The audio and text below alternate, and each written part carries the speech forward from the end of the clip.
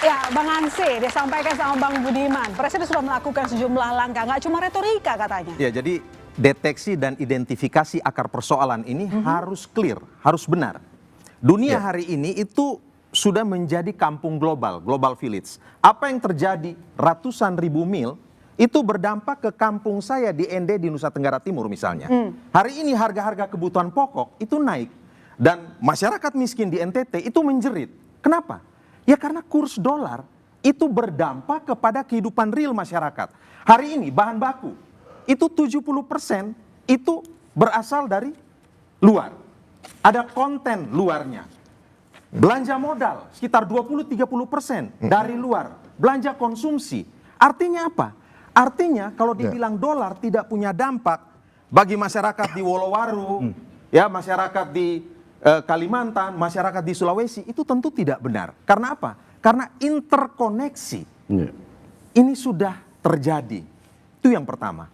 Yang kedua, Presiden ini harus betul-betul bisa menangkap pesan bahwa memang kalau mau merubah situasi ini, maka juga harus bisa membaca kira-kira transformasi dalam kebijakan dan program-program kerja seperti apa yang kemudian bisa memulihkan kepercayaan rakyat, kepercayaan investor, dan perlahan namun pasti ini bisa membuat rupiah ini menjadi menguat. Jadi jangan berpikir bahwa bicara rupiah itu tidak ada hubungan dengan masyarakat di level bawah. Sangat berhubungan, sangat dekat sekali. Saya ingin sampaikan ada satu buku, Mas Budiman pasti baca lah, buku Francis Fukuyama.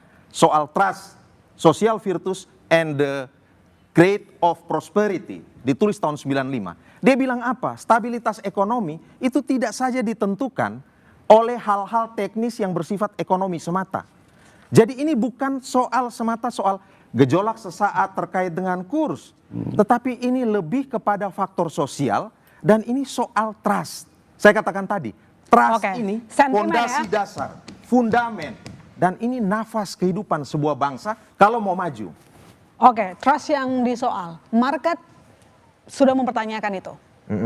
Kata Bang Ansy. Oh iya, oke, menarik soal trust. Trust itu banyak segmennya ya. Ini kita bicara soal trust ekonomi, ada trust sosial dan segala macam. Oke, kita bisa terima bahwa ada interkoneksi. Masalahnya, kami juga melihat interkoneksi itu bukan sekedar bicara satu arah. Tadi kelihatan yang menampak seolah-olah ditegaskan bahwa ya rupiah sebagai objek dari interkoneksi dengan dolar, ya kan? Kemudian berakibat pada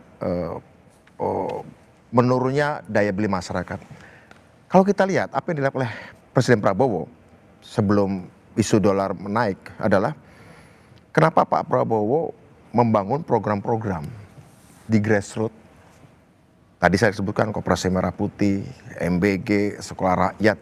Apa yang kamu lihat? Apa yang kita lihat sebenarnya?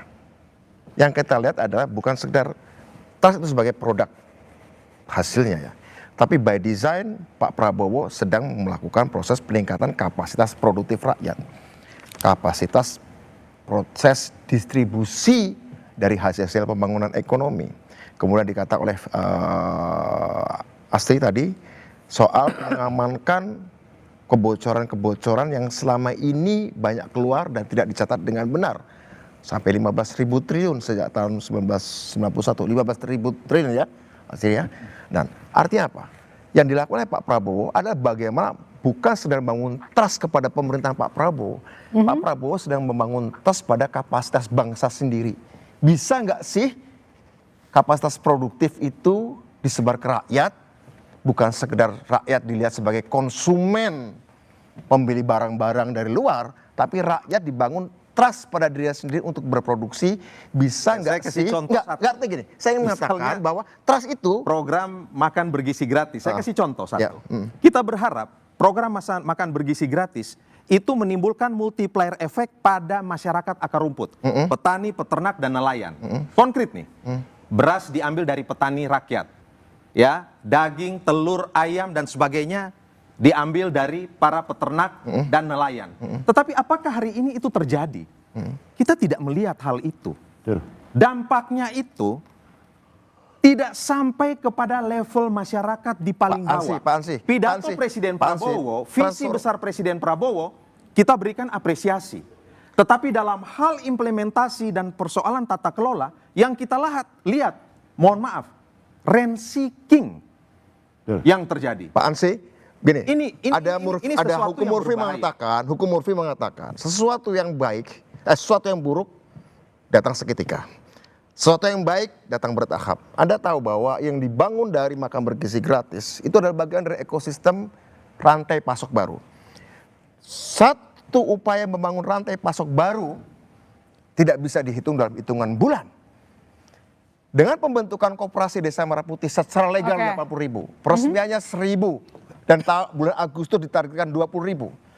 Apakah Anda tidak melihat itu sebagai bagian dari membangun rantai pasok makan bergizi gratis dan kemudian meningkatkan kapasitas produksi dan petani? Baik, ada sejumlah program yang sudah dijalankan. Saya mengatakan bahwa membangun rantai pasok itu bukan sepintas mengomentari atau menganalisa. Ini adalah pembangunan sistem, pembangunan ekosistem, membangun kelembagaan, membangun entrepreneurship. Saya boleh nyelak nggak? Boleh. Kira-kira begitu. Silakan. Nyelak ya. Ya. Mungkin sebelum Silakan Pak Ferry. Kalau saya seorang entrepreneur, kalau saya seorang investment banker, membangun MBG itu tidak 83 juta manusia dicuapin. Saya coba dulu dengan piloting 5-6 sekolah. Ini berhasil atau tidak? Ini kerjaan siapa membangun proyek seperti itu? Ini duit rakyat loh. Dan buktinya apa? Nggak dipercaya negara ini. Dolar tetap ngacir. Begitu juga dengan Koperasi Merah Putih. Kalau memang benar-benar untuk membangun proyek supply chain tadi, coba dulu dengan 5-6 koperasi. Bisa jalan atau tidak? Kan buktinya kembali lagi bos. Ekonomi fundamental bagus atau tidak, itu tercermin ya di dalam currency-nya. Ini masalah trust. Ya kan, saya katakan lagi, tadi Mas Budiman Sujatmiko bilang Pak Prabowo sudah membangun ya ide-ide yang baik. Danantara salah. Yang kedua, MBY salah. Yang ketiga, Koperasi Merah Putih salah. Apa yang benar? Kalau benar ditanggapi oleh market, oleh pasar dengan rupiah yang menguat, tidak secara sistematis, dia melemah terus-menerus. Jangan deny the fact. Ya, Anda membangun mimpi boleh, tapi bangunlah ekonomi, bukan mimpi yang dibangun. Ya. Saya bisa Saya jawab, oke. Ini membangun mimpi. Kalau Gitu kita loh. bicara soal piloting ya, Pak Prof bicara piloting. Sebenarnya piloting itu sudah dimulai untuk MBG ya, sudah dimulai di Sukabumi dan beberapa titik lain pada masa-masa akhir pemerintahan Pak Jokowi dan diteruskan. Artinya piloting dari MBG sudah dilakukan. Satu. Kedua, soal Koperasi Desa Merah Putih itu dikatakan itu jelek. Begini, Koperasi Desa Merah Putih harus dilihat sebagai cara untuk memutus rantai tengkulak dan rantai middleman yang sangat panjang yang selama ini tidak pernah memberikan keuntungan Nggak kepada ada produk yang dijual itu apa? Kalau sekelas Alfamaret, Indomaret, siapa yang dibunuh? Bahkan ada pernyataan dari Menteri Koperasi loh pada waktu itu. Kenapa nggak Indomaret menutup gerainya memberikan kesempatan kepada Merah Putih? Kan begitu. Bukan Ya kan? pernyataan Menteri Koperasi, lucu. bukan pernyataan Ini Menteri Koperasi. Kalau saya ya ke Mbak Ilona, kalau saya jadi bosnya Alfamaret, Indomaret, selesai. Saya tutup seminggu aja, hancur semua. Ya. Ilona, Silakan. jadi gini, bicara soal MBG. Sebenarnya kalau kita betul mau ini, kita studi kasusnya Brasil yang paling tepat untuk belajar itu. Di Brasil itu ya, Prof ya, ada yang disebut dengan Programa Nasional de Alimentación Escola. Delimitação. Ya, jadi itu adalah program yang nggak serta-merta dilaksanakan secara massal dan itu programnya jauh setahun Anehnya adalah program ini kan asalnya untuk stunting. Ya betul, saya mau bicara bahwa Masa masuk kampus? saya mau bicara bahwa Brasil itu konteksnya adalah ada kelaparan massal tahun 55. Program itu diambil dari seorang penulis yang terkenal. Dia sempat menulis buku namanya apalagi geopolitik kelaparan. Joshua de Castro namanya. Lalu itu yang kemudian diambil oleh pemerintah dipakai. Tapi konteks waktu itu untuk mengatasi kelaparan. Indonesia saat ini nggak ada orang lapar. Jadi kalau kita mau mengambil itu, maka saya setuju. Jangan langsung tiba-tiba mengambil anggaran yang besar. Karena sebenarnya sentimen yang ada sekarang ini adalah ketidakpercayaan struktural. Tahu artinya ketidakpercayaan struktural dalam bahasa ekonomi adalah sesungguhnya pasar dan investor tidak percaya terhadap program Nah ini pemerintah. kan makanya currency kita melemah. Coba saya bilang dari dulu kalau tidak di stop MBG ini rasionalisasi, ya kan? Kalau dirasionalisasi memang daerah-daerah yang tertinggal dikasih MBG. Saya rasa ini program yang cantik dan cuma butuh 10 triliun, tidak 335 triliun. Kemana uang ini? Saya pertanyakan loh. Saya mau nambah. Prabowo ketika jadi presiden, masalah kita sudah terjadi. Pertama adalah kalau kita lihat data, ini menyangkut kenapa kemudian penerimaan negara kita turun atau tidak naik dengan signifikan. Kelas menengah kita sudah turun dari 21% ke 17 tahun 2024. Iya. Tahun 2005 turun lagi ke 16%. Iya. Ada 11 juta sudah kelas menengah turun. Tahu kenapa dampaknya terhadap ekonomi kalau kelas menengah turun? Kelas menengah ini adalah penopang utama pembayar pajak. Iya. Yang kedua adalah mereka lah yang mengkonsumsi paling besar. Dan mereka adalah kelas produktif dalam ekonomi modern. Kelas menengah fundamental ekonomi yang Jadi paling menurut Anda kuat. salahnya apa dengan berkurangnya kelas menengah, kemudian kemiskinan juga diakui oleh Presiden Subianto kemarin? Apa yang Penyebabnya kelas menengah turun ada dua. Pertama dulu COVID. Iya. Yang kedua adalah deindustrialisasi. Betul. Pertanyaannya, bentar. Saya ingin matar, deindustrialisasi.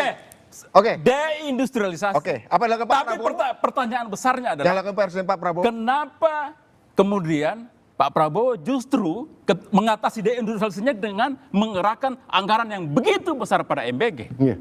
Ini kan aneh. Itu Dan- kontradiktif. Baik. Dan Mestinya, oke, MBG itu adalah program yang sangat bagus. Jangan dihentikan, saya dukung. Tapi Baik. mungkin anggaran yang dibutuhkan sekitar 50 triliun paling besar, ya, bertahap. Enggak, ya. sampai Oke, 50 silakan. triliun. Oke, bertahap.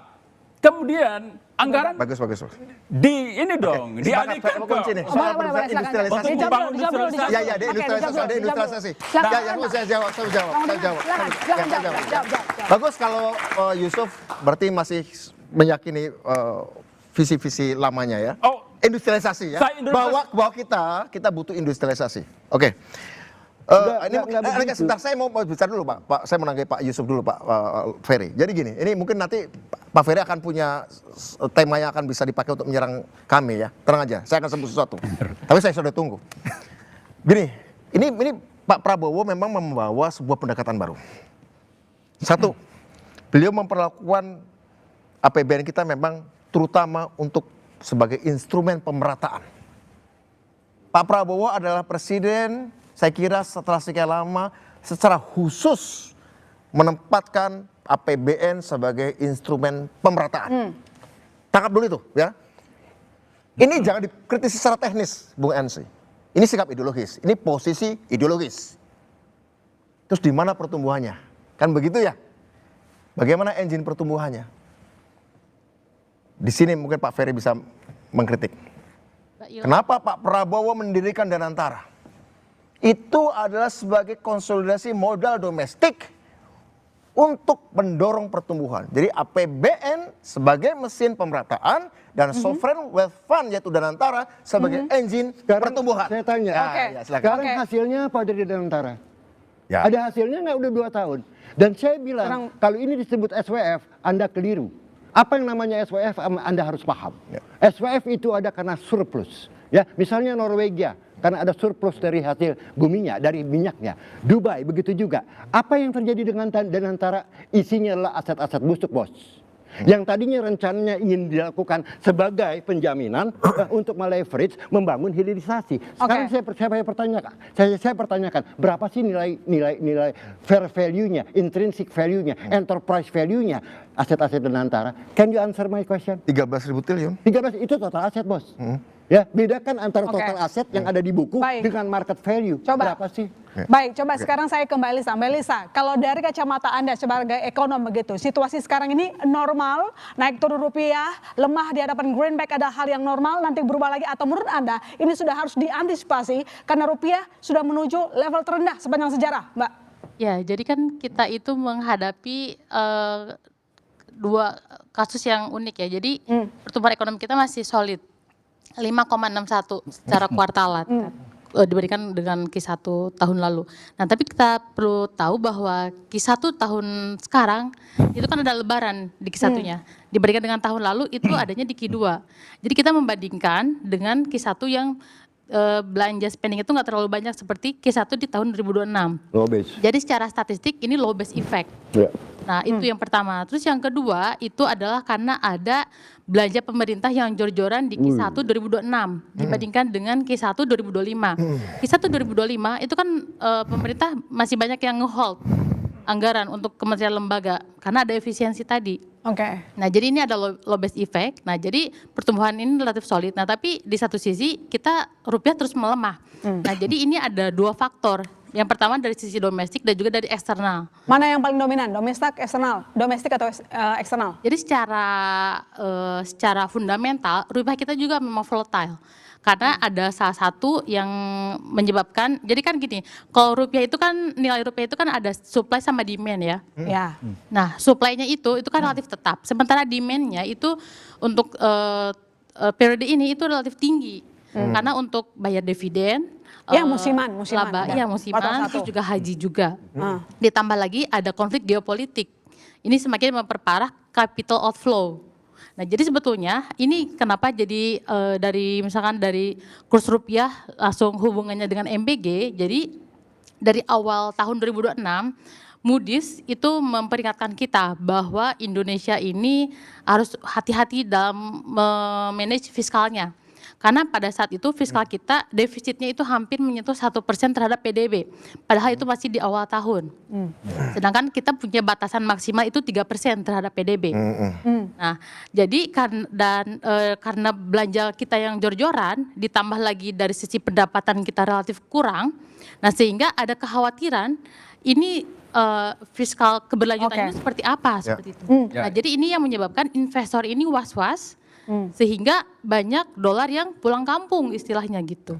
Jadi respon Keluar dari pemerintah yang ada Indonesia. sekarang menurut Anda sudah menjawab masalah, sudah menenangkan market atau justru hanya retorika semata? Ya, pidato kemarin itu buktinya IHSG masih melemah kan sampai 5% sampai penutupan. Jadi kita lihat bahwa investor itu masih wait and see. Jadi walaupun pidatonya itu sangat menggugah ya, karena itu ada semacam seperti narasi reset ekonomi yang biasanya itu pro pertumbuhan tinggi, sekarang lebih ke pertumbuhan yang inklusif, adil dan berdaulat sesuai dengan beliau, visi beliau. Tapi dari niat mulianya beliau yang ingin berdaulat, adil dan makmur, tapi strateginya itu kurang mencerminkan hal tersebut. Strategi kurang mencerminkan hal Contohnya tersebut MBG. sehingga market kemarin menurut Mbak Elisa merah kita lihat dalam pidato presiden. Silakan Mas Makro. Karena masih kurang percaya. Masih kurang percaya katanya Mas Belum Makro. ada ininya, konkretnya gitu. Iya, makasih Mbak. Mungkin kalau kita mau bahas ya, kenapa market merah, kenapa tidak diterima dengan baik. Saya sebenarnya kalau kita lihat visinya Presiden Prabowo ini sangat bagus. Mungkin satu hal yang harus saya garis bawahi ya. Mungkin ini jadi PR dari tim ekonominya. Mungkin dari awal kepada Presiden itu harus diceritakan dengan clear bahwa ekonomi ini kan berubah terus ya Mbak. Kita nggak pernah tahu kayak kata Prof Ferry tadi harga minyak naik gitu. Itu harus bisa dikomunikasikan karena kalau saya lihat sebenarnya ya pelemahan rupiah ini selalu terjadi dan bertahun-tahun 2013, 2018, 2022, 2026 itu terjadi kenapa? Karena ketika ada perubahan harga global, harga minyaknya naik, karena kondisi perekonomian kita dan juga kebutuhan sosial rakyat kita, Mas, kita nggak bisa mengejas harga BBM. Sehingga yang lagi kita lihat sekarang, problem global itu tidak terefleksikan di sektor real, sektor realnya tumbuh 5,6%. Dengan ekspansi fiskal, tapi yang jadi korban itu memang sektor keuangan. Nah, di sini yang sebenarnya harus kita jadi bawahi. Sektor keuangan ini memang yang cepat transmisinya itu membuat mungkin jadi pesimisme. Nah, tapi yang digarisbawahi sama Mbak Elisa tadi adalah fiskal, disiplin. Kita nggak terlalu disiplin soal fiskal karena kemarin juga sempat di-print lah ya, dikasih alarm sama Moody's itu. Yang mempengaruhi transfer market. Memang kalau kita lihat dari statementnya Moody's, yang harus diimprove di sini adalah memang terkait dengan predictability.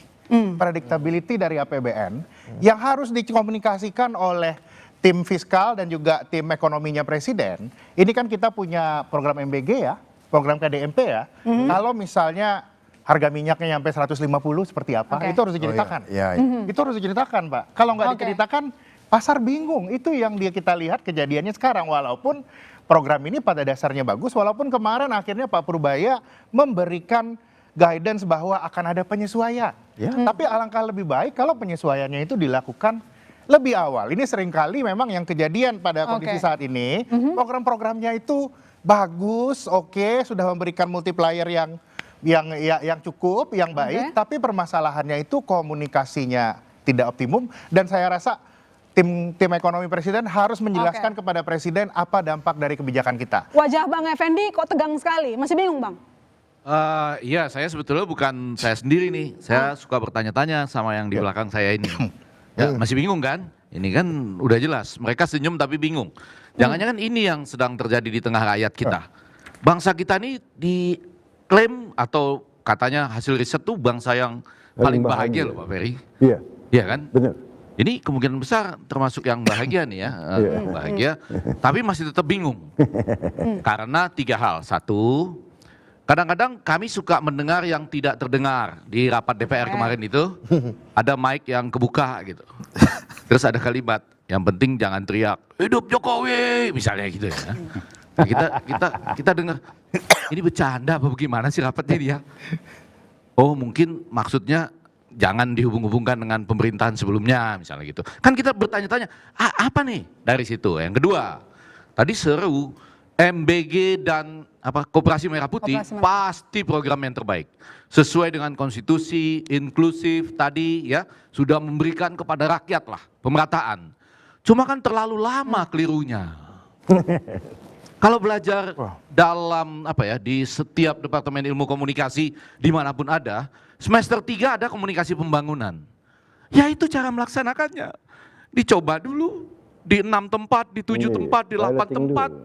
3 SD dikumpulin ibu-ibunya. Kemudian sesudah itu bisa nggak mengkoordinir diri sendiri, ya kan, untuk mencari tadi sumber-sumbernya apa, telurnya dari mana, ikannya dari mana. Ya, itu yang kedua. Berapa lama nih kita perbaiki? Jadi kan kita sudah mulai dari Oktober 2024. Setuju Bang Budiman, perbaikan dilakukan. Tapi kapan? Kapan kita lihat perbaikannya? Nah itu kan membuat kita bingung juga. Lalu yang ketiga, sekali lagi, ketika berbicara keadilan, kadang-kadang retorika ini menarik, bagus, dan kita sempat bisa terhibur sebentar. Tapi kemudian setelah kita lihat dijadikan bahan di media sosial, kenapa tadi saya singgung antara guru dan hakim, kan muncul pertanyaan. Ketika kita bicara keadilan, kenapa hakim saja yang dinaikkan gitu? Oh supaya mereka jangan curang. Nah tetapi guru bagaimana? Jadi maksud saya keadilan, inklusivitas tadi ya yang membuat ekonomi bergerak, rakyat bergerak, itu guru nggak masuk di situ misalnya. Jadi sekali lagi kalau ditanya sampai saat ini, kita tetap ingin mempercayai. Tapi kalau bicara soal bingung atau tidak, bingung masih. Bingung. Artinya masih bingung. Enggak ada perbaikan ini. Saya khawatirnya gini nih Ilona, sama seperti minggu lalu, sampai di ujung acara nanti kita masih bingung. Nah itu kekuatannya. Boleh saya jelasin. Kekuatan bola liar. Boleh silakan. Boleh saya jelasin biar nggak bingung. Mbak Ilona, jadi memang kita harus bisa memahami fenomena daripada pelemahan rupiah ini kenapa sih? Ada 2 faktor utama. Ada satu yang bersifat technical, ada satu yang bersifat sentiment based. Ini kita harus pahami dulu. Apa yang bersifat technical tadi sudah dijelaskan, it's essentially adalah supply and demand. Di mana demand daripada dolar ini sedang tinggi dan demand terhadap rupiah sedang rendah. Nah kita harus bedah dulu apa sih yang secara teknikal membuat demand daripada dolar ini lebih tinggi. Jadi ada beberapa faktor kalau kita berbicara teknikal. Satu, ada outflow dari pasar SBN kita. Di mana spread antara SBN 10 tahun kita jika dibandingkan dengan spread dengan yield daripada Treasury 10 year itu jaraknya terlalu tipis. Ini sudah di-solve dengan BI ketika kemarin menaikkan suku bunga kita 50 basis point. Ya, sehingga kita berharap deltanya semakin tebal dan kita akan bisa mengalami lebih baik inflow. Kita juga mengalami outflow di capital market kita. Tentu saja dengan dinamika yang terjadi oleh MSCI. Di sini Presiden menitipkan pesan pada kita. Kalau kita memiliki penyakit, kita memiliki kekurangan, kita harus berani mengakui itu. Tata kelola kita memang perlu diperbaiki. Dan itu yang sudah dilakukan oleh OJK, oleh BI, dan juga untuk dari SRO. Lalu ada juga ada yang festive events tadi seperti yang dijelaskan. Ada outflow yang seasonal, ada musim haji, ada juga memang musim bayar dividen. Tapi ini tidak terjadi hanya ketika musim haji, musim liburan akhir tahun ketika orang liburan juga hal ini juga terjadi. Lalu yang terakhir adalah faktor geopolitik, di mana harga minyak hari ini sedang tinggi dan kita tahu hari ini kita memang masih adalah net importer of crude oil. Dan pemerintah melakukan langkah yang begitu berani untuk tetap menjaga harga BBM subsidi. Supaya transmission daripada inflation itu tidak terjadi secepat itu. Memang konsekuensinya adalah kebutuhan dolar menjadi lebih tinggi. Karena pemerintah harus membayar subsidi itu dengan dolar. Betul. Tapi on the other hand, pemerintah melakukan sebuah keputusan politik yang amat berani untuk tidak menaikkan harga BBM untuk menjaga daya beli masyarakat. Inilah contoh keputusan, kebijakan yang diambil demi kebaikan daripada rakyat Indonesia. Kedua, kita perlu mengerti betul, presiden adalah presiden yang sangat mengerti terhadap ekonomi. Itulah kenapa selama ini ketika rupiah melemah, berkali-kali Gubernur BI, Menteri Keuangan, Menteri Menko diundang. Presiden tahu bahwa efek daripada pelemahan rupiah pasti akan memiliki transmission effect terhadap inflation.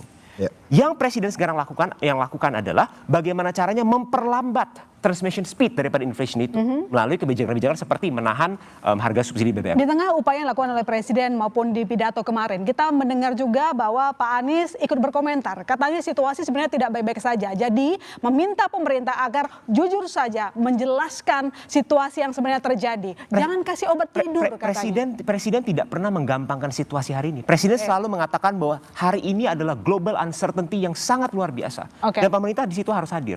Dan kebijakan-kebijakan untuk memperkuat mata uang rupiah sudah dilakukan oleh BI.